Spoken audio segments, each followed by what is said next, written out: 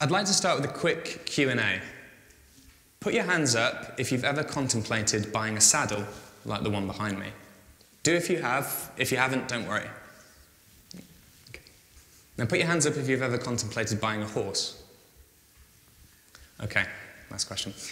How many people in the room right now have ever contemplated buying 3 horses, 2 saddles, 1 pack saddle, and all the other equipment needed for an 800-mile horse ride in a foreign country? Didn't think so. But what if I painted a slightly different picture and explained how this equipment allowed me to see sights that few Westerners have ever seen? So I can have the microphone just a bit. To see sights that few Westerners have ever seen. Huge storms rolling in across the plains of Central Asia with thunderclaps so thick and loud it sucks the air from our lungs. Or I could explain how we saw vast expanses of dry desert, completely unvisited, empty, dead. Or I could tell you on this very saddle behind me, I raced a true Kazakh cowboy into the setting sun. 2 horses going faster and faster and faster until the ground below became this swirl of green and streaks of yellow, and I had my very real fear that one misplaced hoof and I'd be off in a broken neck. And yet, still keeping on going, full gallop, and through this blur of adrenaline, looking out the corner of my eye and seeing the other rider finally pull back, and knowing I'd won a horse race. So let's rephrase the question. Who here in the audience today would be interested in experiencing for themselves one of the life events that I've just described? Put your hands up if you would, if that sounds like an interesting thing. Good, a few more hands, and that's a good sign. That's a sign of what I'm here to talk about today. I've been a journalist and a storyteller all my adult life, but it was only after 6 months in Central Asia in 2013 that I really began to analyse the powerful influence that stories have had on me. I spent 64 days crossing Kazakhstan all because of a book. It was called The Mountains of Heaven, and it was written by an old Anglo-Irish explorer, a man called Sir Charles Howard Berry, who travelled in the region in 1913 on a trip that I was to later recreate exactly 100 years to the day from. So why did I do it?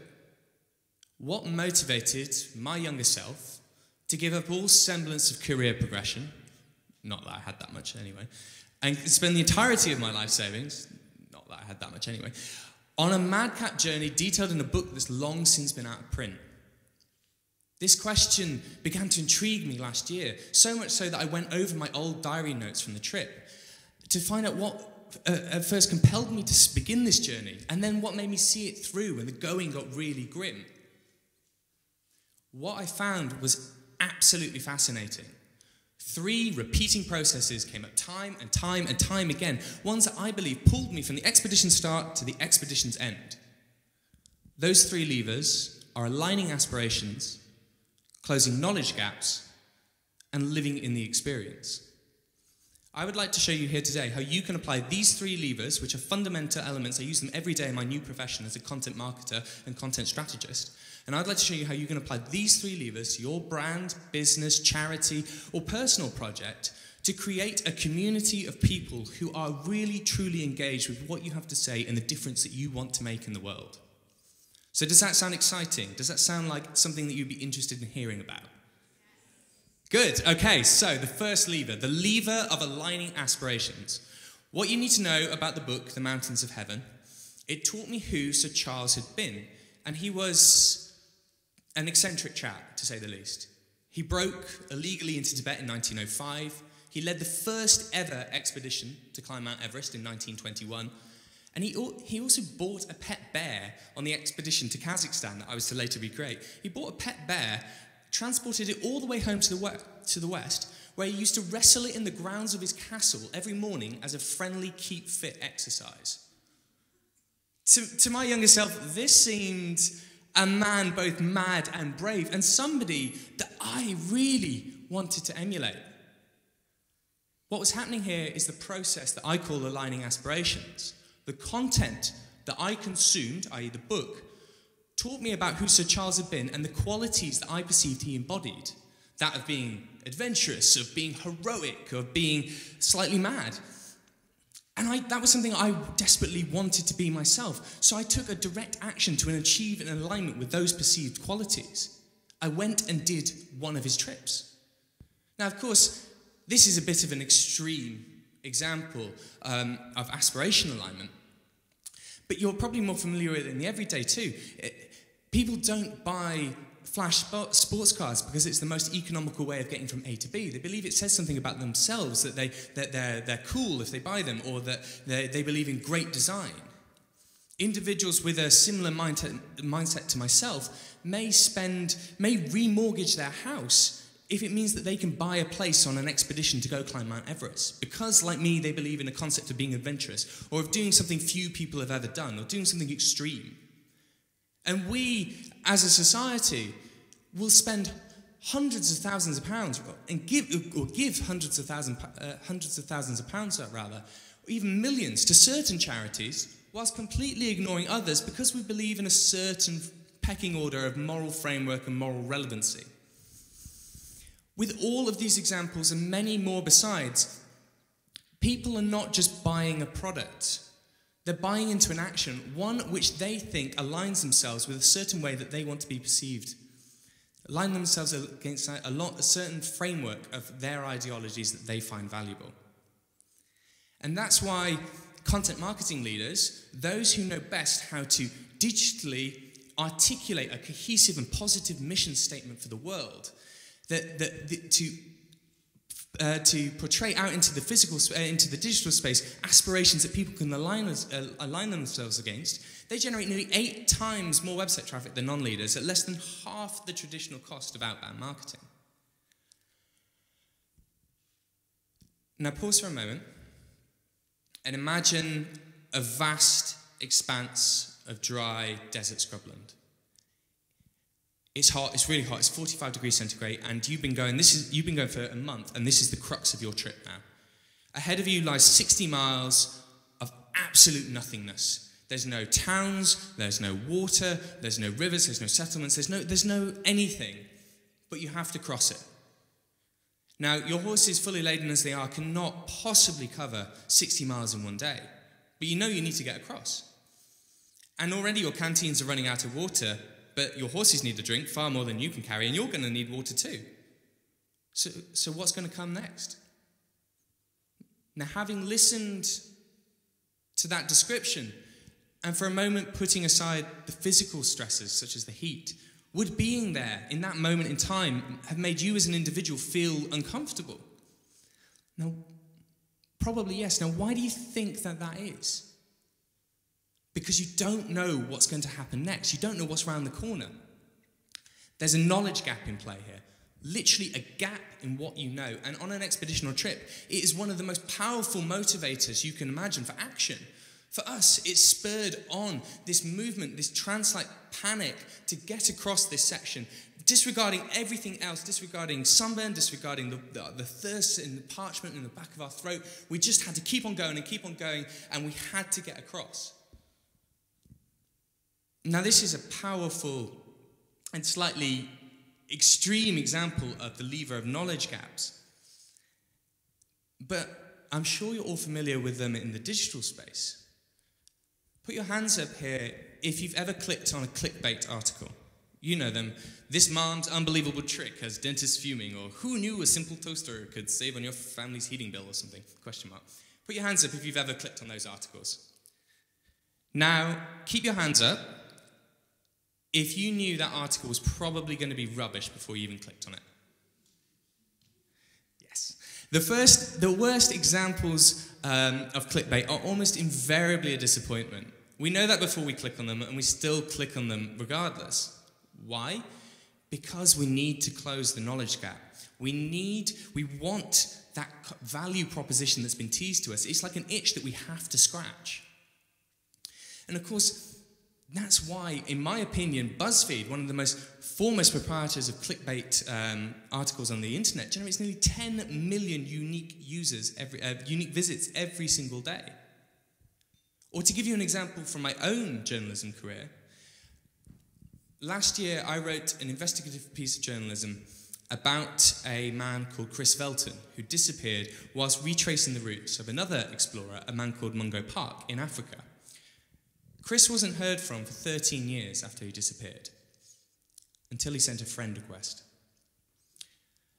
The results of this heartbreaking story, framed with such knowledge gap-inducing headlines, 46,000 people clicked through to read the piece, all organically, no paid distribution, no even social distribution for the brand it was written for. And of those 46,000 people, 18,000 of them spent 20 minutes reading it to completion. 18,000 people spent 20 minutes of their day closing a knowledge gap because they had to know what had happened to poor Chris. That's how powerful this lever is. The night of my 25th birthday, we were camped outside a village. And unlike the rest of the desert, this was actually quite lush and verdant and green and pleasant. And I remember standing there next to the trees and the long grass and thinking it was such a pretty setting. But at that moment in time, I'd never felt more depressed. My entire life's worth at turning a quarter of a century old, right then and there, could be summed up in an odd assortment of canvas, leather, and horse. That was it. That was my mark on the world right then and there. And I didn't really know if that was what I wanted to leave. I didn't know if that's what I wanted the direction of my life to be. And as I stood there pondering under the night sky, all of a sudden a meteorite fell. Straight down. So bright it seemed to turn night to day almost. And it fell ever so slowly, and from the brightest of white it went to hues of candle-lit yellow, and then molten red, and then finally, as it fell ever so slowly, it exploded, and shards of outer rock just flew across the sky like a firework. It was one of the most beautiful sights I've ever seen. And I took it right then, in that moment in time, that maybe that was a sign that, I don't know from whom, from the cosmos perhaps, it was a sign that maybe I was doing the right thing with my journey in life. Now hold that description for a moment in your minds. And I want to explain that, I want to give you another prediction. This is a prediction from the consulting firm Walker. And they believe that by 2020, customer satisfaction, more than price and more than product, are the key differentiator between brands. And what they're saying is, if we're to reframe this with living in the experience in mind, the lever of the experience that we generate by the end of this decade, the experience of buying a product will be more important than the actual item we're buying. That's amazing. If people just wanted an item that didn't have this experience, I mean, obviously I'm talking, the experience I was just describing to you, the memory that I was just describing to you is the top tier of the iceberg, but it translates to the everyday too. It translates to these moments, these everyday interactions. And if people didn't want that, if people didn't want pleasant experiences when they're interacting digitally with brands and businesses and organizations or anything, then why is digital advertising, which is basically just a function to ram e-commerce down our necks, why is that failing so badly? 200 million people in the world use ad blocking software. And there's this statistic that actually you're more likely to climb Mount Everest than you are to click on one of those banner adverts that you see on digital newspapers. By contrast, the immersive, experience-generating medium of video will this year likely represent 74% of all internet traffic out there. The trick is, if you as a business or an individual can talk to your community and get them to feel more than the monotony of just what you want, so here's transactional purchase, go buy. If you can make them feel part of a bigger experience than themselves, you're more likely to achieve your action anyway as a result, and you're more likely to create a better, more enjoyable world for the reader as well. So I'd like to conclude with one last story. It's about a kid who would read every book and adventure, every adventure book you could find, every magazine, every video about adventures and explorers in far-off lands. He wasn't that adventurous himself at that moment in time. He didn't go out that much. He was quite introverted. But he kept reading, and with every page turned, the dream grew bigger and bigger and bolder inside of him. Until one day, with the assistance of lots of other people, he finally set off on his own journey to the ends of the earth, inspired by all those who had come before him.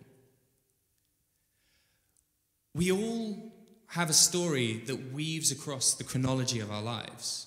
Concepts we find valuable and experiences we simply want to hold on to forever. But it's only when we articulate our stories, offering them up honestly and without deception, that we start to make this truly human connection with other people. And it's only then, with this assistance from others, that our passions can grow, that communities can grow, and action arise where once there were only dreams. Let's start making better connections and telling more honest stories. Thank you.